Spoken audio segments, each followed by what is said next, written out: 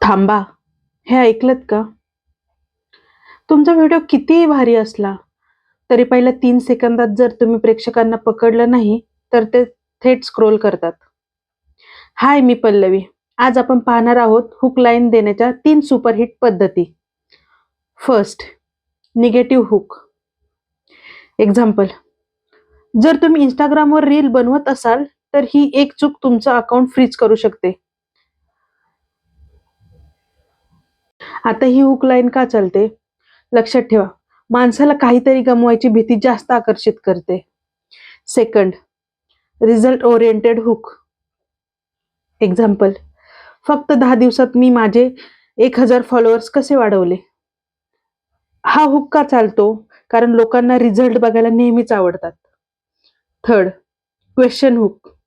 Example: तुम्हाला माहिती आहे का विराट कोहली एका पोस्टचे किती पैसे घेतो?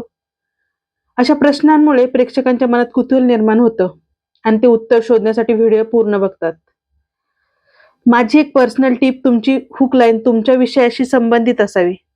फक्त क्लिक बीट करू नका, नाहीतर प्रेक्षक तुमचा विश्वास करणार नाहीत.